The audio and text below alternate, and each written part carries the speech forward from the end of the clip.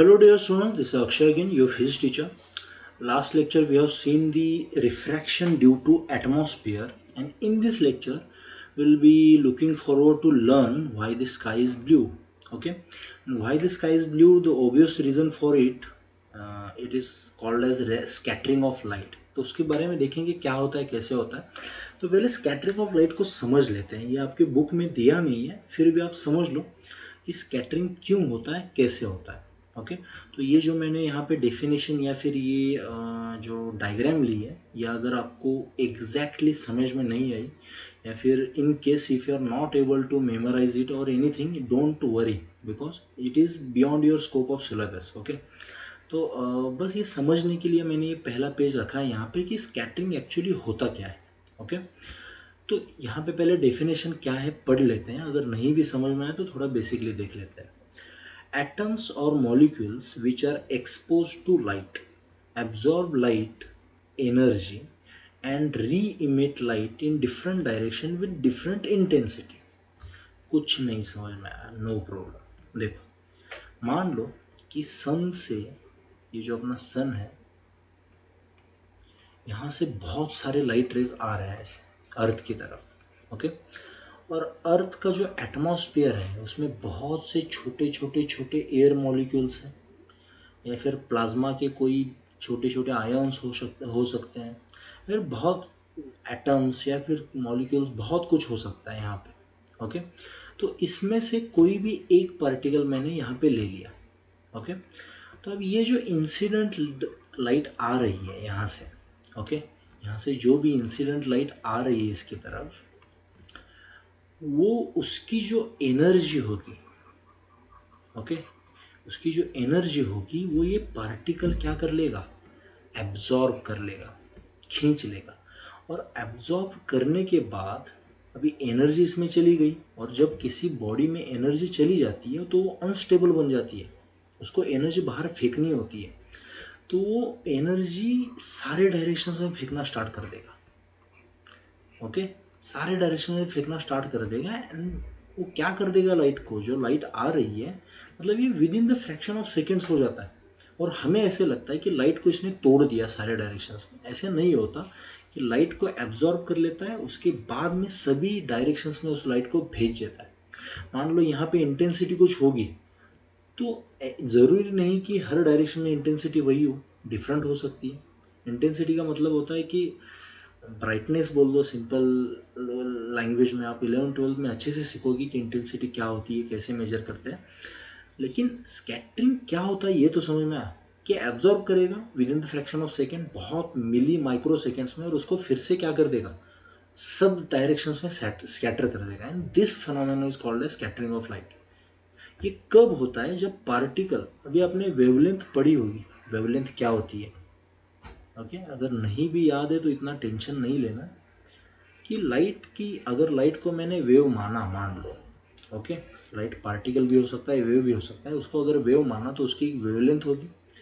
वो वेवलेंथ जो है, और ये जो पार्टिकल है उसकी जो साइज है, डायमीटर हो, रेडियस हो, ये अगर कंपेरेबल है तभी ऐसा होता है. ओके तो जितना बड़ा पार्टिकल उतना ज़्यादा स्कैटरिंग, जितना छोटा पार्टिकल उतना कम स्कैटरिंग. समझ में आ रहा है. और ये जो इंसिडेंट लाइट आ रही है, व्हाइट लाइट, इसमें बहुत कलर्स होते हैं, देखा था हमने. ये 7 कलर्स हैं जो हम दिखते हैं हमें. ओके तो इसमें जैसे जैसे आप राइट साइड पे जाते हो, वेवलेंथ क्या होगी, कम होती जाएगी. तो पहले सबसे, सॉरी, वेवलेंथ बढ़ती जाएगी, और सॉरी, रेड की सबसे ज़्यादा है, वायलेट की सबसे कम है. तो अगर ये पार्टिकल छोटा है, ओके तो वो ब्लू तक स्कैटर कर देगा. मतलब ब्लू की वेवलेंथ कम है तो उसको फोड़ना इतना ज़्यादा डिफिकल्ट नहीं है, कर देगा. अगर ये पार्टिकल बहुत बड़ा है तो वो रेड तक क्या कर सकता है, रेड तक को स्कैटर कर सकता है, एब्जॉर्ब करके फिर से री इमिट कर देगा. री इमिट का मतलब होता है फिर से भेज देगा सभी डायरेक्शंस में. ओके तो वेवलेंथ क्या है और पार्टिकल की साइज क्या है, इस पे डिपेंड करता है कि स्कैटरिंग कैसे होगा.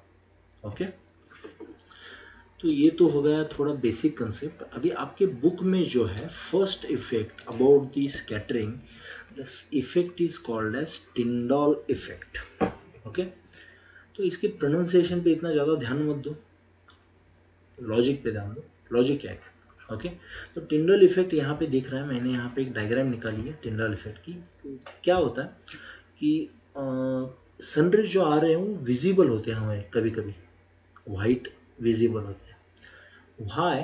बिकॉज यहाँ पे जो पार्टिकल्स होंगे एटमॉस्फेयर में वो इस लाइट को स्कैटर कर लेते हैं, उसके वजह से ये पूरा ये जो रेज दिख रही है यहाँ पे ये विजिबल दिख रही है हमें। समझ में आ रहा है? इसका अगर सबसे सिंपल वाला एग्जांपल लिया मैंने, अगर आप किसी डेंस फॉरेस्ट में गए जहाँ पे बहुत सारे पेड़ हैं, ओके, और वहाँ पे उसके बैक साइड में मान लो सन है यहाँ पे कहीं पे, तो ये जो सन की रेज होती है ये विजिबल होते हैं इसके बीच में से, बिकॉज यहाँ पे जो मॉइस्चर है या फिर छोटे छोटे या फिर ये जो ट्रीज है ये लाइट रेज को क्या कर लिए, स्कैटर करती है, और स्कैटर होने के बाद ये विजिबल हो जाता है। या फिर मान लो बहुत पुराना रूम है और उसकी जो विंडो है आपने खोल दी तो अंदर डस्ट पार्टिकल्स होते हैं, तो ये जो खोलते हो तो उसके बाद में जो सनरेज आते हैं अंदर वो विजिबल दिखते हैं।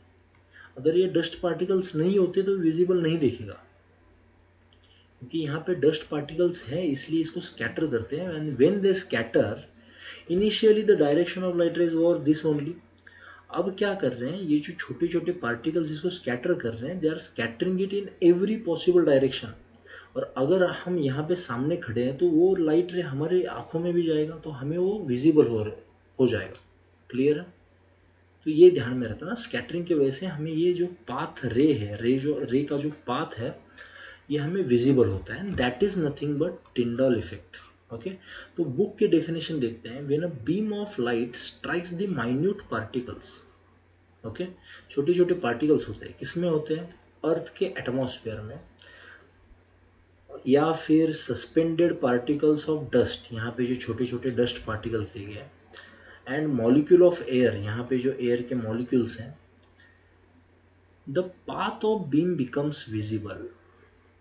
Path of beam becomes visible, obviously ये स्कैटर करेगा। और किसके वजह से? It is due to scattering. And the phenomenon of scattering of light by the colloidal particles. Colloidal particles ये आप केमिस्ट्री में बहुत अच्छे से सीखेंगे। यहाँ पे इतना ही बोल दो कि लाइट उस पर कोलाइड हो रही है या फिर स्ट्राइक हो रही है, मैं डीप में नहीं जाऊंगा कोलाइडल पार्टिकल्स के। Gives rise to Tyndall effect. तो टिंडॉल इफेक्ट क्या है कि बीम जो है, लाइट की beam, it is becoming visible. Why? Due to scattering. And this effect is called as Tyndall effect. समझ लो, क्रोनोलॉजी देख लेते हैं फिर से एक बार कि टिंडल इफेक्ट क्या है। Due to the minute particles of earth atmosphere और द डस्ट पार्टिकल्स और the air molecules, the light ray becomes visible. Why? Because the small molecules or particles scatter the light, and this effect is called as Tyndall effect. Okay? तो यहाँ पे एक छोटी सी experiment ले लिया मैंने कि मान लो यहाँ से फ्लैश लाइट, एक टॉर्च ने व्हाइट लाइट भेज दी। यहाँ पे व्हाइट नहीं दिखा सकता इसलिए येलो दिखा है यहाँ पे, कॉमन अपना परसेप्शन। तो यहाँ पे जो सॉल्यूशन दिख रहा है, फर्स्ट सॉल्यूशन, ये क्लियर वाला सॉल्यूशन है, इसमें प्योर वाटर है। तो अगर प्योर वाटर है तो इसके बीच में जो कोलाइडल पार्टिकल्स है, कोई कोलाइडल पार्टिकल नहीं है, कोई स्कैटरिंग नहीं होगा। अगर कोई स्कैटरिंग नहीं होगा तो कोई टिंडॉल इफेक्ट नहीं होगा। अगर कोई टिंडॉल इफेक्ट नहीं होगा तो कोई पाथ रे विजिबल नहीं होगा। लेकिन if I talk about mixture of water and milk, water और मिल्क को अगर मैंने क्या कर दिया, ऐड कर दिया, तो मिल्क के जो छोटे छोटे पार्टिकल्स हैं, they will act as a colloidal particles, act as colloidal particles, and they will scatter this light, and that's why the path of this light will become visible. समझ में आ रहा है? तो ये जितना ज़्यादा बड़े पार्टिकल्स होंगे, कोलाइडल पार्टिकल्स, उतना ज़्यादा स्कैटरिंग होगा। अगर छोटे पार्टिकल्स है तो आपको शायद ब्लू लाइट दिख सकती है, अगर बहुत ज़्यादा है तो आपको रेड दिखेगा।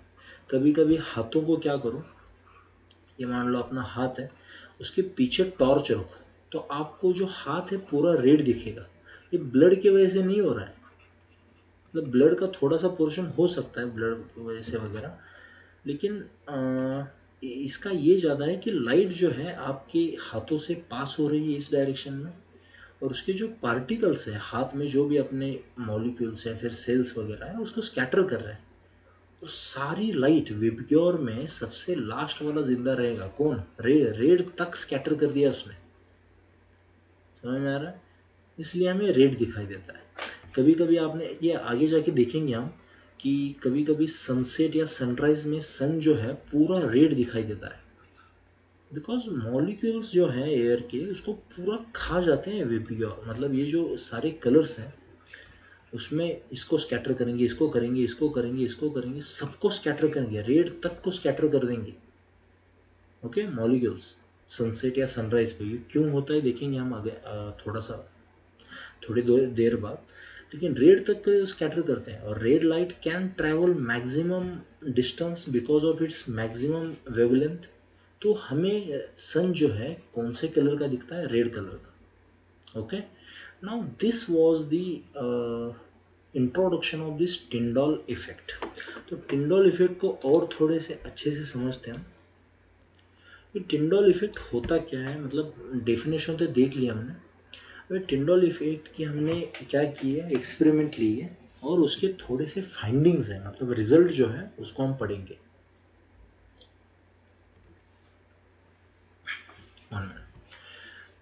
अभी लाइट यहाँ पे मान लो पार्टिकल है और यहाँ से इंसिडेंट रे आ रही है इसे, तो ऑब्वियस सी बात है लाइट ये पार्टिकल जो है इसको स्कैटर करेगा। मैंने बोला था कि स्कैटरिंग कितना होगा it depends on the size of this particle. Okay, और अगर बहुत ज़्यादा स्कैटर होगा तो ये जो लाइट दिखेगी ये रेड कलर की दिखेगी, और अगर बहुत कम होगा तो आपको ब्लू कलर की दिख सकती है। Okay, so the colour of scattered light, ये जो कलर होगा स्कैटर्ड लाइट का, it depends on the size of the scattering particle. ये जो यहाँ पे साइज है पार्टिकल की उस पर डिपेंड कर रहा है। अगर मान लो बहुत ही छोटा पार्टिकल है, वेरी फाइन पार्टिकल, तो स्कैटर्स मेनली ब्लू कलर, क्योंकि छोटा ही स्कैटरिंग होगा। और शॉर्ट वेवलेंथ किसकी होती है, ब्लू कलर की, तो ब्लू कलर को स्कैटर करेगा। अगर मान लो बहुत ज़्यादा बड़ा पार्टिकल है तो वो रेड तक को स्कैटर कर सकता है, and the visible light will be red colour. और अगर बहुत ऐसे लार्ज पार्टिकल्स बहुत भरे पड़े तो पूरा सबको स्कैटर कर देता है, सबको खत्म, मतलब पूरा। और इसके वजह से जो लास्ट मतलब सबके कॉम्बिनेशन जो है वो हमें व्हाइट कलर दिखाई देता है। ओके, इसलिए जो क्लाउड्स होते हैं बहुत ही थिक होते हैं, वाटर पार्टिकल्स होते हैं ना उसमें वेपर वेपर होते हैं, वो सब स्कैटर कर देते हैं कंप्लीटली, इसलिए क्लाउड जो होते हैं वो व्हाइट दिखते हैं। ओके, आगे जाके थिंक पॉट में उसको हम देख लेंगे।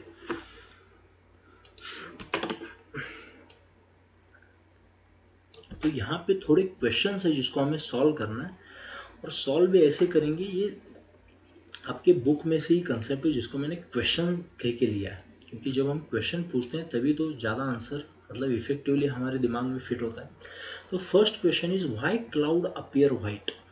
क्लाउड व्हाइट क्यों होता है, पहले तो ये समझ लेते हैं कि क्लाउड होता क्या है। क्लाउड होता है वाटर वेपर, ये पता है ना, वाटर वेपर होता है, और वाटर का जो मॉलिक्यूल होता है बहुत बड़ा होता है, वेरी लार्ज इनफ, जो स्कैटर कर देता है व्हाइट लाइट को कंप्लीटली। और जब कंप्लीटली स्कैटर हो जाएगी white light, the visible colour of the scattered light would be white colour. समझ में आ रहा है, सारे सारे कलर्स को स्कैटर कर दिया एवरी स्कैट, तो उनका कॉम्बिनेशन क्या होगा, व्हाइट कलर होगा। इस समझ में आया, इसलिए cloud appear white. Okay, now the second part, why the colour of sky is blue. ये बहुत ही पॉपुलर क्वेश्चन है, स्काई का कलर ब्लू क्यों होता है। तो क्लाउड वगैरह कुछ नहीं है, मान लो क्लियर स्काई है, क्लियर स्काई, तो क्लियर स्काई भी हो, एयर मॉलिक्यूल्स तो होंगे ही, और एयर मॉलिक्यूल्स आर फाइन।